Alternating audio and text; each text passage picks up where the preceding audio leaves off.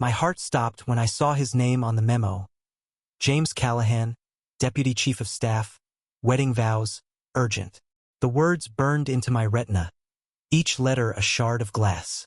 I, Ethan Harper, a nobody secretary in the White House's frenetic West Wing, had just been tasked with writing the promises that would bind the man I loved to someone else. It wasn't supposed to be like this. 3 years ago, James and I met in a crowded DC bar, his easy smile cutting through the noise like a beacon.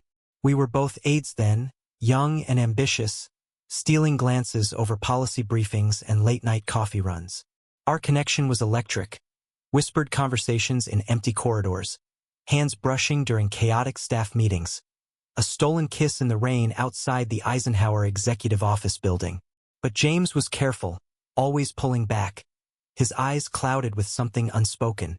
"It's complicated, Ethan," he'd say, and I'd nod, pretending I understood.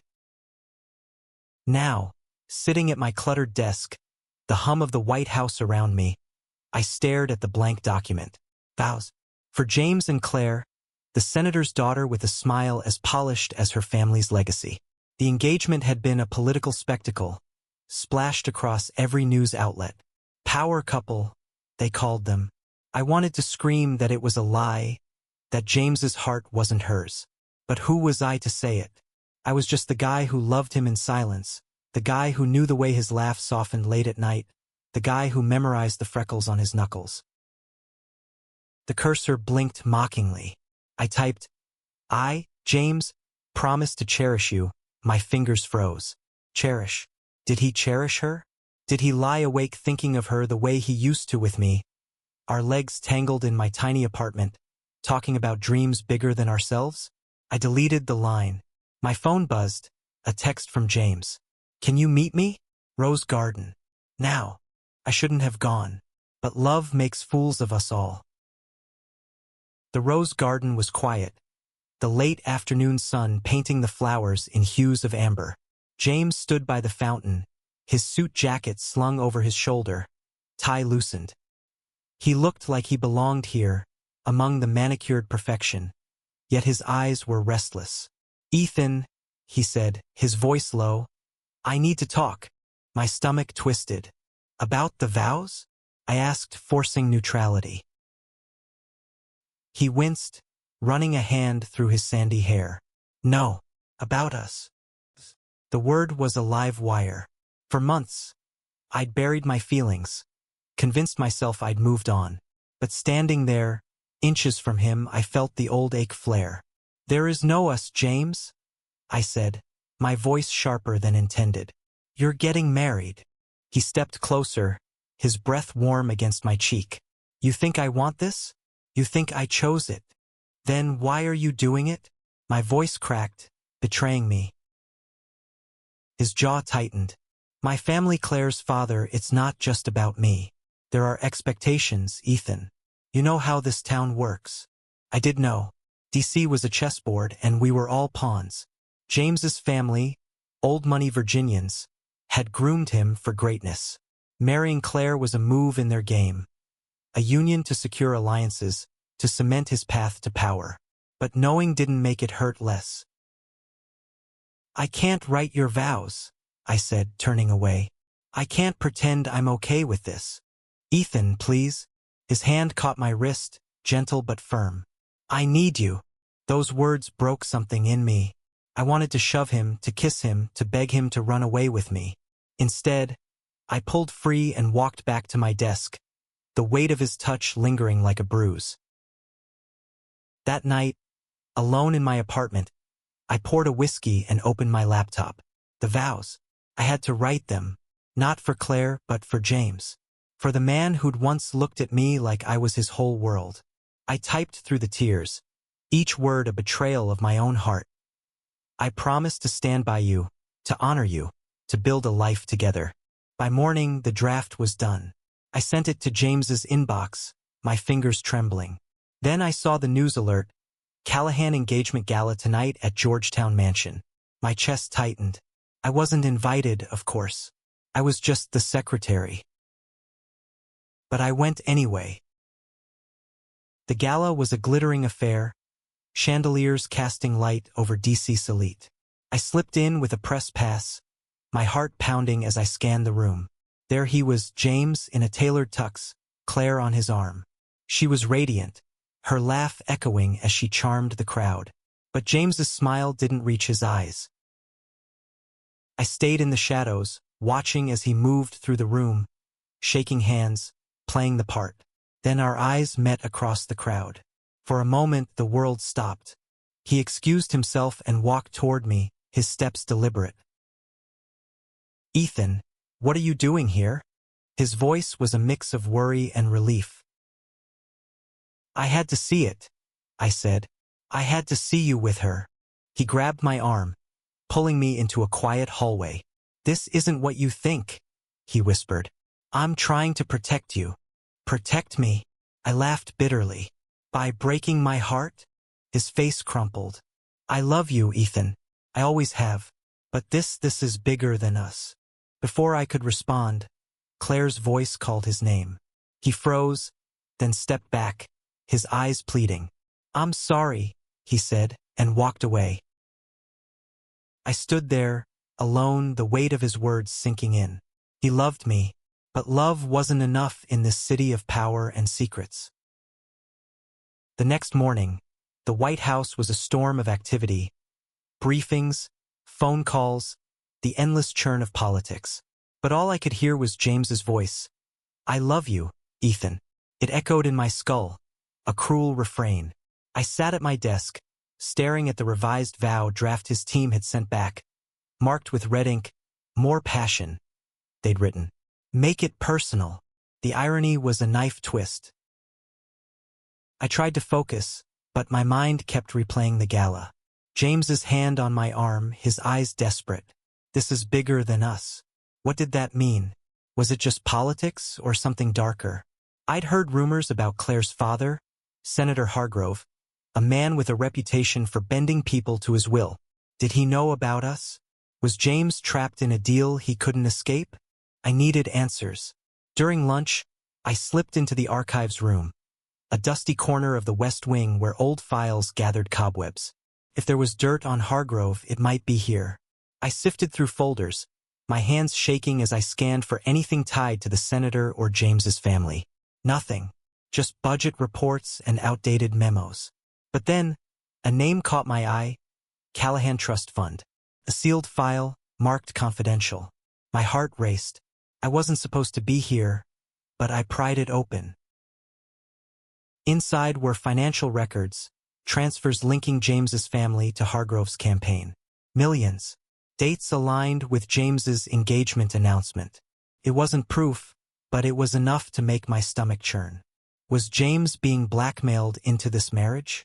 Or was he complicit, trading love for power? I shoved the file back, my pulse hammering.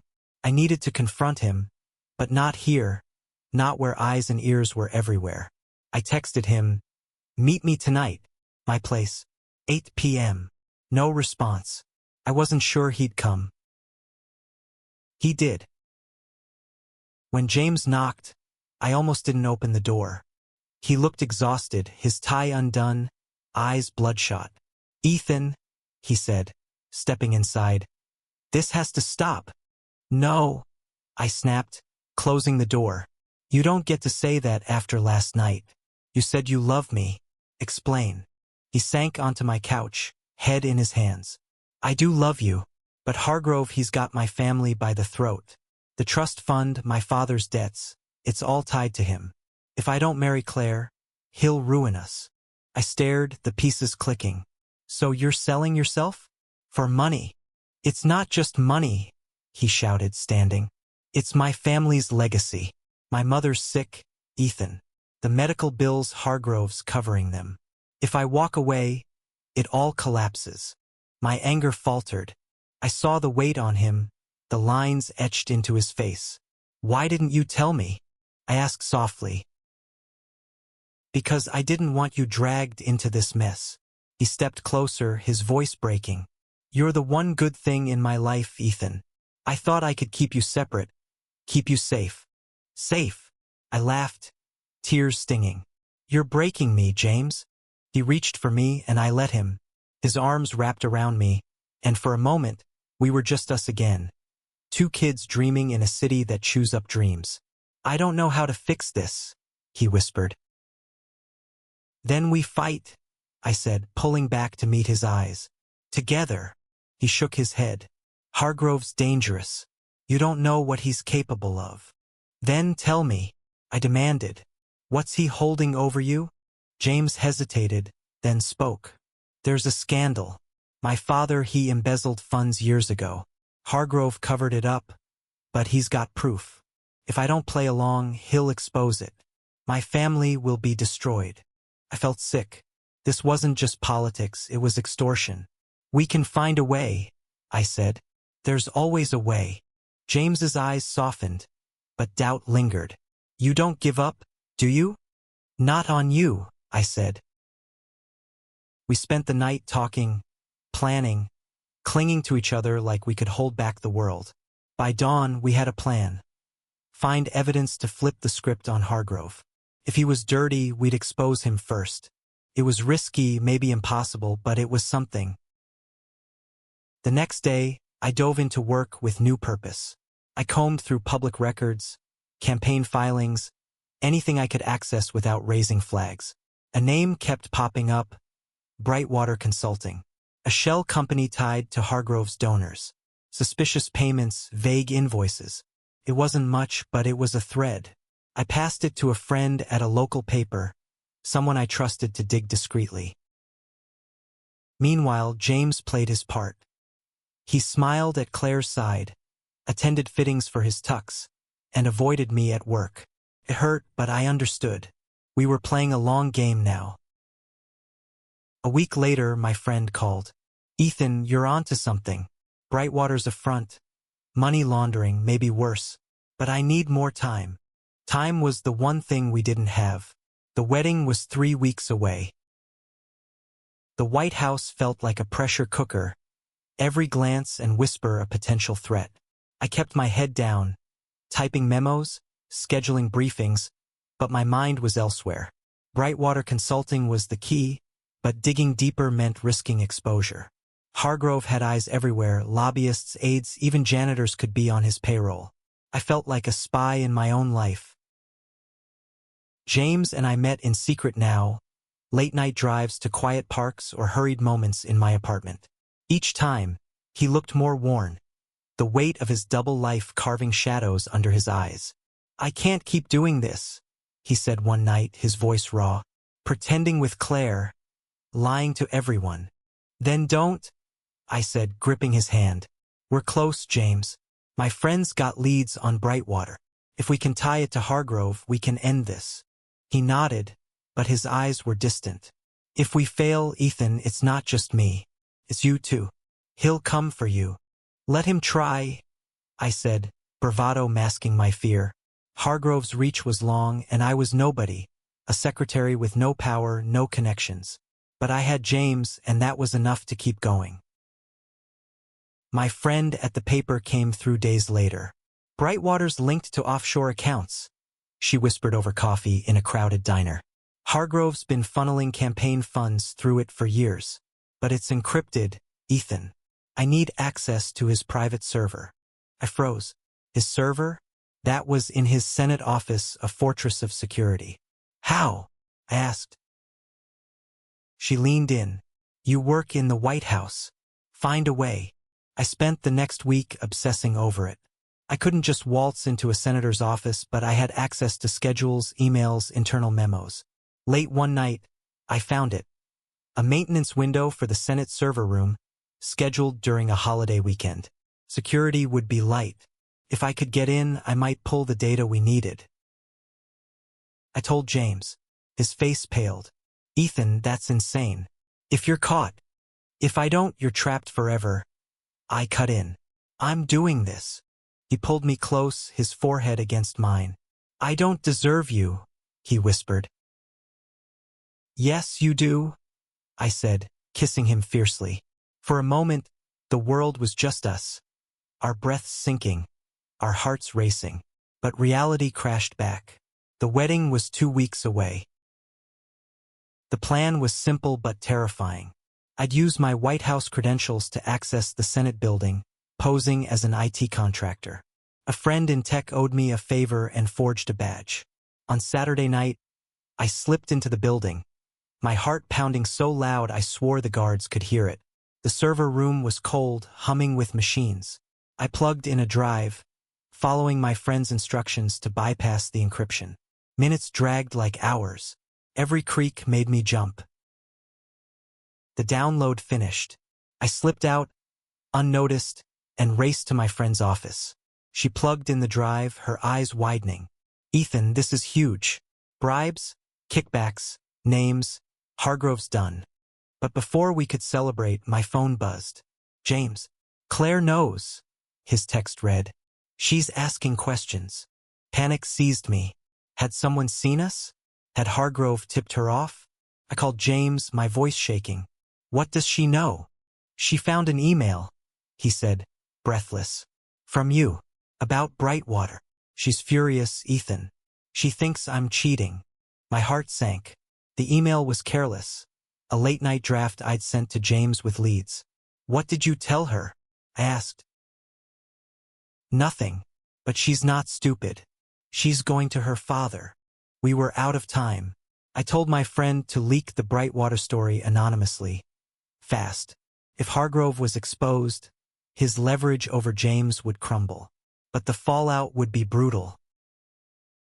The next morning, the story broke. Headlines screamed, "Senator Hargrove linked to money laundering scandal." The White House was chaos. Aides scrambling. Phones ringing off the hook. I kept my head down, but my pulse raced. Had we done it? Was James free? He found me in the copy room, his face unreadable. "It's over," he said. "Claire called off the wedding." Relief flooded me, but his tone stopped me cold. "What's wrong?" I asked. "Hargrove's coming for us," he said. "He knows it was you." The air in the White House felt suffocating, like the walls were closing in. Hargrove's scandal was everywhere: cable news, X-posts, front pages. My friend's leak had worked, but the victory was hollow. James's words echoed. "He knows it was you." I'd poked a bear, and now it was hunting me.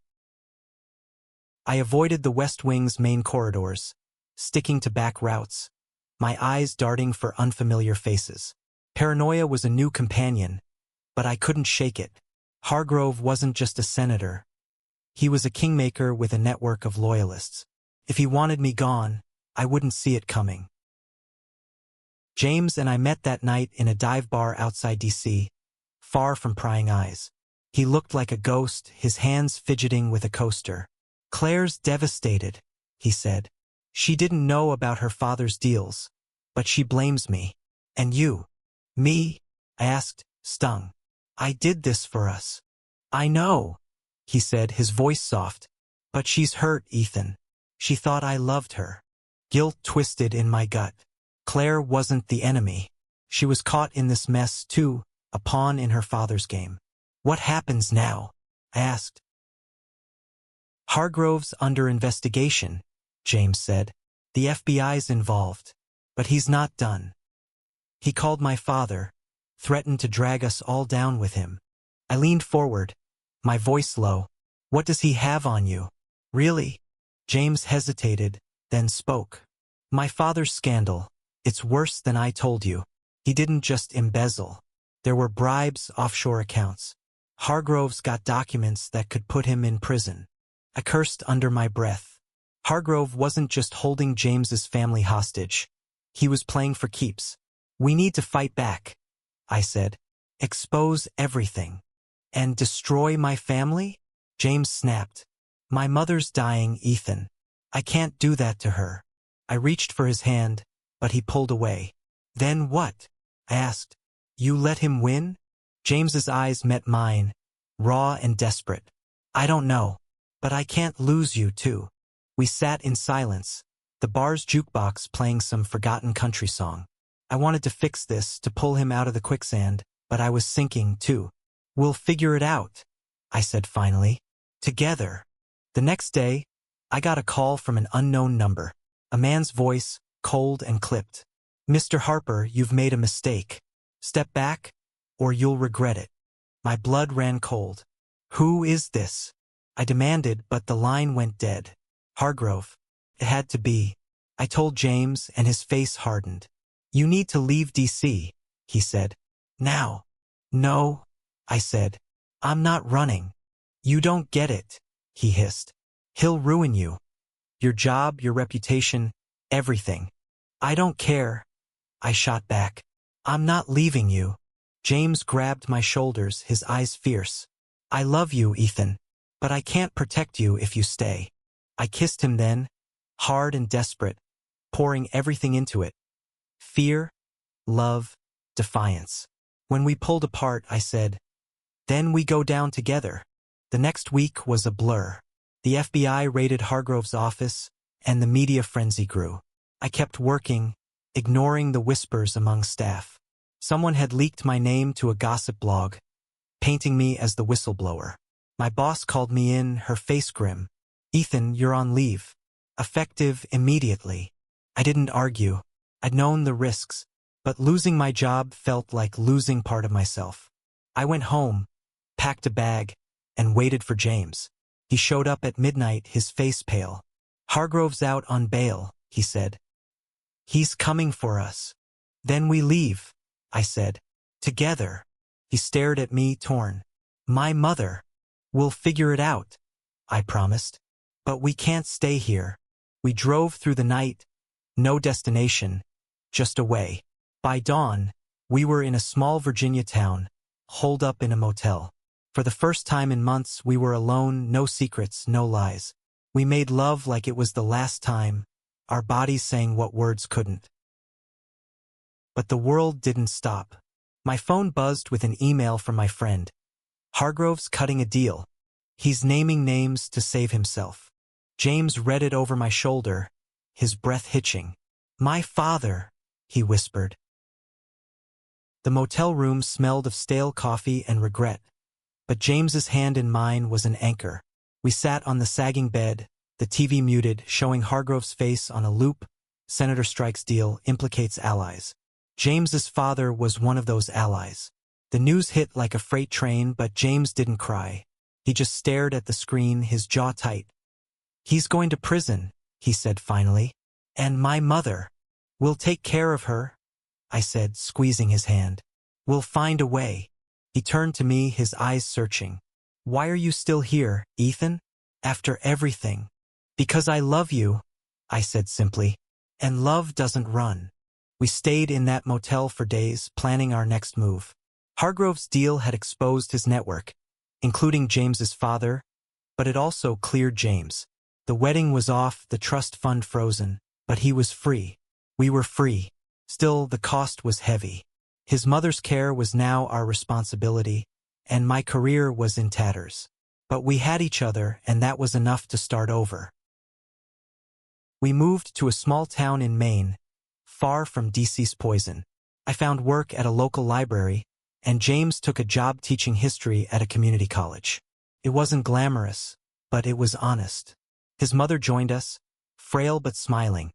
Her hospital bills covered by a fund we scraped together with help from friends. The scandal faded from the headlines, replaced by newer dramas, and we built a quiet life. One evening, under a sky streaked with pink, we walked along the rocky coast. James stopped, pulling me close. I never thanked you, he said. You saved me. You saved yourself, I said. I just held your hand. He laughed, a sound I hadn't heard in months, and kissed me. It wasn't a stolen moment in a corridor or a desperate plea in a bar. It was real, unguarded hours. Years later, we stood in a small chapel, just us and a few friends. I spoke my vows, ones I'd written in my heart long ago. I, Ethan, promise to fight for you, to stand by you, to love you through every storm. James's eyes shone as he echoed them, his voice steady. We weren't in the White House anymore. We weren't pawns in someone else's game. We were two men, flawed and scarred, who'd chosen love over fear. And as we walked out, hand in hand, I knew we'd won something greater than power, a life built on truth.